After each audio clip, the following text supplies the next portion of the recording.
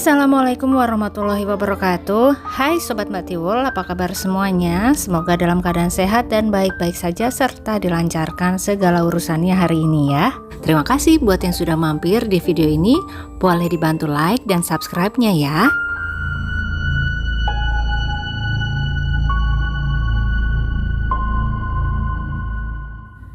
Seorang ibu yang bernama Husna Hulki berusia 29 tahun, warga desa Karanggading, Kecamatan Labuhan Deli, Kabupaten Deli Serdang, siang itu menangis terseduh-seduh karena anaknya yang masih berusia 23 bulan atau 1 tahun 11 bulan jatuh ke dalam kolam ikan dan hilang entah kemana.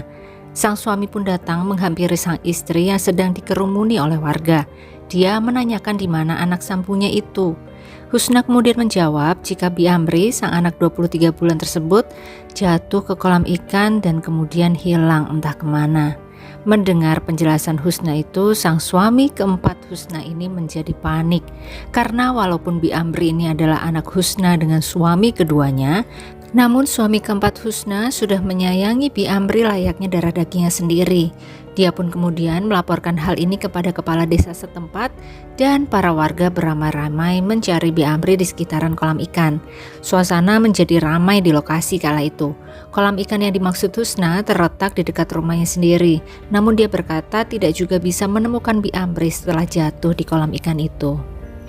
Para warga yang berkerumun ikut mencari juga tidak bisa menemukan Bi Amri. Sampai akhirnya mereka pun menyedot air dari kolam tersebut berharap jika Bi Amri bisa ditemukan dalam keadaan selamat. Setelah beberapa waktu menyedot air kolam, ternyata Bi Amri tidak juga ditemukan. Semakin paniklah si suami keempat Husna ini. Dia pun mendesak Husna lagi untuk mengatakan kemana Bi Amri sebenarnya. Dia merasa bahwa Husna ini tidak berkata jujur sebelumnya. Setelah didesak sedemikian rupa oleh sang suami, akhirnya Husna mengubah pernyataannya.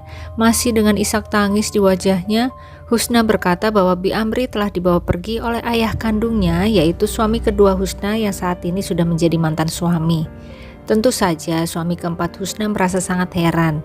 Dia tidak mau percaya begitu saja dengan Husna. Dia meminta bukti kepada istrinya itu, bukti bahwa Bi Amri benar telah dibawa oleh ayah kandungnya. Namun Husna ternyata tidak juga bisa memberikan bukti yang diminta. Akhirnya di hari itu terjadi sedikit ketegangan antara Husna dan suami keempatnya ini. Husna pun akhirnya dijemput pulang ke rumah orang tuanya, sedangkan sang suami pulang ke rumahnya sendiri. Keesokan harinya, Husna kembali pulang ke rumahnya sendiri bermaksud untuk memperbaiki hubungannya dengan sang suami. Husna pun mengetuk pintu rumah, mohon agar diperbolehkan masuk ke rumah. Sang suami sebenarnya mendengar ketukan pintu tersebut, namun masih ada ganjalan yang sangat berat di hatinya. Dia masih bingung di mana anak sambungnya berada sebenarnya. Dia tahu bahwa Husna ini tidak jujur kemarin. Maka sang suami pun memberikan syarat kepada Husna. Dia boleh kembali pulang ke rumah mereka asalkan dia mau jujur mengatakan di mana Bi Amri berada. Mendengar syarat itu, Husna masih bergeming. Dia tidak juga mau jujur mengatakan di mana Bi Amri. Semua penjelasan yang keluar dari mulutnya pun sangat berbelit-belit seolah-olah menutupi sesuatu. Sampai pada detik ini akhirnya mertua Husna pun turun tangan. Dengan berbagai pendekatan kepada Husna, akhirnya pada tanggal 30 Oktober atau sehari setelah Bi Amri menghilang, Husna berkata yang sebenarnya.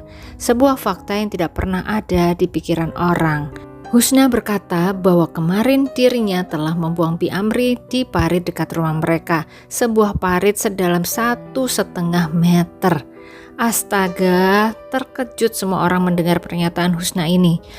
Mereka pun segera melaporkan kepada kepala desa kembali dan di malam hari itu semua warga kembali dibuat sibuk mencari keberadaan Bi Amri di parit yang disebutkan oleh Husna tadi. Di sebuah parit yang sangat tertutup rumputan, dan dengan kedalaman 1,5 meter serta lebar hanya sekitar 0,5 meter. Tentu saja membuat tubuh Bi Amri tidak ada yang melihat jika Husna tidak berkata jujur. Akhirnya setelah beberapa saat melakukan pencarian, warga menemukan juga tubuh Bi Amri namun dalam kondisi yang sudah tidak bernyawa sobat. Ya Allah, hebohlah desa Karanggading saat itu. Kepala desa juga segera melaporkan penemuan tubuh bayi 23 bulan ini ke kepolisian setempat. Polres Pelabuhan Belawan bersama Polsek Medan Labuhan segera bergerak mendatangi lokasi penemuan. Sementara itu, keberadaan Husna sudah diamankan oleh warga setempat. Husna hanya pasrah, tidak lagi bisa berpura-pura menangis seperti yang dia lakukan kemarin. Semuanya sudah terbuka. Namun ternyata sobat, pada pemeriksaan nanti ada sebuah fakta dari Husna yang belum diketahui oleh semua orang dan tidak kalah mengejutkan dari yang dia lakukan kepada Bi Amri ini. Pada hari itu juga, yaitu tanggal 30 Oktober 2024 sekitar pukul 11 malam, pihak kepolisian pun kemudian membawa Husna ke Markas Perlindungan Ibu dan Anak untuk dimintai keterangan. Di sanalah akhirnya Husna buka suara. Husna menceritakan bahwa suaminya yang sekarang ini adalah suami keempatnya dan belum dikaruniai anak sampai saat ini. Dari pernikahan dengan suami pertamanya, Husna memiliki seorang anak yang diberi nama Agustian. Namun Husna harus bercerai dengan sang suami pertamanya itu. Kemudian Husna menikah lagi kedua kalinya. Dengan suami kedua, dia memiliki seorang anak yang diberi nama Bi Amri ini, tapi Husna cerai lagi. Kemudian menikah ketiga kalinya dan pisah lagi. Sampai akhirnya menikah lagi untuk keempat kalinya dengan suaminya yang ini. Dia membawa Bi Amri untuk dirawat bersama suami keempatnya ini. Namun ayah Bi Amri tidak pernah bertanggung jawab menafkahi Bi Amri, hingga Husna menjadi uring-uringan. Walaupun suami keempatnya ini juga sayang ya kepada Bi Amri, namun Husna tetap berharap jika mantan suami keduanya atau ayah kandung dari Bi Amri masih menafkahi anaknya. Tapi harapan tinggallah harapan, tidak ada nafkah dari mantan suami keduanya itu. Ini adalah salah satu pemicu tindakan Husna kepada Bi Amri ya sobat. Selain itu Husna juga mengaku kalau dirinya sering dimarahi oleh suami keempatnya ini. Kalau dipikir-pikir sih mungkin suami keempatnya sering memarahi Husna karena alasannya kayaknya kuat banget ya sobat. Dan selain dua alasan itu, ada sebuah alasan lagi hingga Husna bisa sampai hati melakukan tindakan di luar nurul kepada Bi Amri. Di mana di hari itu tanggal 29 Oktober 2024, Husna dimarahi oleh sang mertua karena dianggap suka membuang sampah sembarangan di dekat rumah iparnya atau rumah saudara dari sang suami ya. Husna tidak terima, dia sangat tersinggung dengan tuduhan ini hingga mereka pun kemudian terlibat dalam sebuah percekcokan. Setelah lelah berdebat, Husna yang masih jengkel ini akhirnya berpamitan dan dengan menggendong Bi Amri, Husna pergi menuju rumah sang bibi. Di tengah jalan dia bertemu dengan seorang laki-laki yang tidak dia kenal, namun kemudian Husna meminta untuk diantar ke rumah sang bibi. Husna kayaknya benar-benar tipe yang spontan gitu ya sobat. Ketemu orang gak dikenal, tahu-tahu minta dianterin.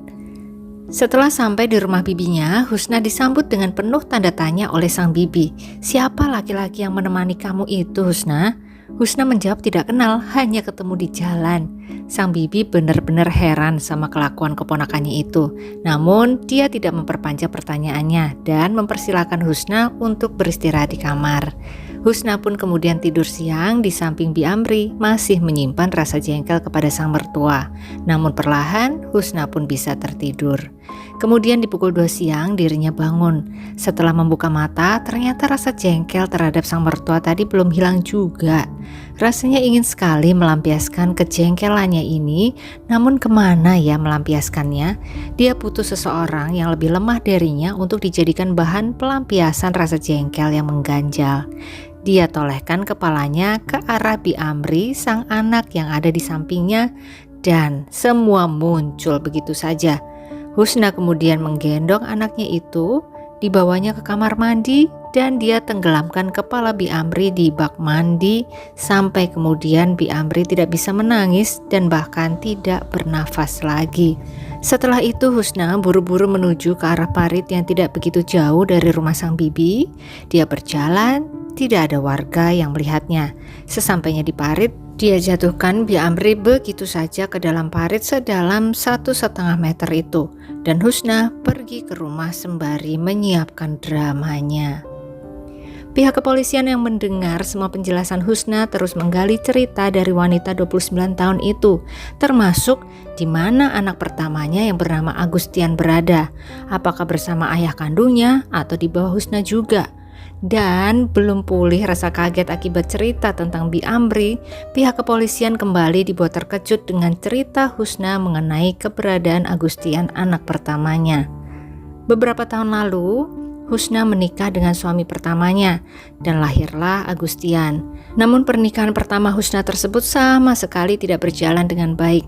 Sang suami sering melakukan KDRT kepadanya dan juga mengkonsumsi narkoboy. Belum lagi masalah ekonomi juga menerpa keluarga kecil mereka. Lagi-lagi Husna dibuat tertekan oleh keadaan itu dan dia membutuhkan sesuatu yang lebih lemah darinya untuk pelampiasan rasa jengkel kepada suaminya itu. Ada Agustian, bayi berusia 9 bulan di dekatnya. Dengan tanpa rasa bersalah dan tidak berpikir panjang, akhirnya Husna memutuskan untuk membuangnya ke dalam sumur. Iya sobat, bayi tidak berdosa itu dia taruh di dalam sumur. Tentu saja Agustian kemudian menghembuskan nafas terakhirnya saat itu juga. Dan alibi Husna saat itu adalah Agustian kehilangan nyawa akibat sakit demam. Jadi sepertinya nih ya, setelah tidak bernafas lagi, Agustian kembali diangkat ke permukaan dan berpura-pura bahwa bayi tersebut kehilangan nyawa akibat sakit. Saat itu sih sama sekali tidak ada yang curiga, sehingga Agustian pun diletakkan di pembaringan terakhirnya dengan upacara seperti biasa. Tidak ada penyelidikan apapun saat itu. Pihak kepolisian telah mendengar semua penjelasan dari Husna dan mereka akan melakukan tindakan pengecekan kejiwaan Husna karena semua yang dia lakukan kepada dua anaknya benar-benar di luar nurul ya sobat. Dan saat ditangkap serta dimintai keterangan, sama sekali tidak tampak ada raut penyesalan di wajah Husna. Beda sekali dengan ekspresi waktu pura-pura nangis di awal tadi, sampai gemes sendiri lihat wajah Husna sobat. Dua anaknya loh dia hilangkan nyawanya. Ya Allah Husna. Ada yang berpendapat mungkin Husna terkena sindrom baby blues ya, tapi nggak tahu juga. Kita tunggu hasil tes kejiwaannya keluar ya sobat. Dan atas tindakannya ini, Husna dijatuhi ancaman hukuman selama 15 tahun penjara. Demikian kisah kita kali ini sobat. Bagaimana menurut pendapat sobat semua mengenai kasus ini? Bener nggak ya Husna bisa melakukan ini semua karena terkena sindrom baby blues? Tulis pendapat sobat semua di kolom komentar ya. Terima kasih untuk semua sobat yang mengikuti video ini sampai akhir. Jangan lupa like-nya kalau suka sama video ini, tapi kalau kurang suka atau kurang berkenan, boleh di skip saja ya. Sampai ketemu lagi di video selanjutnya dan selamat beraktivitas kembali. Wassalamualaikum warahmatullahi wabarakatuh.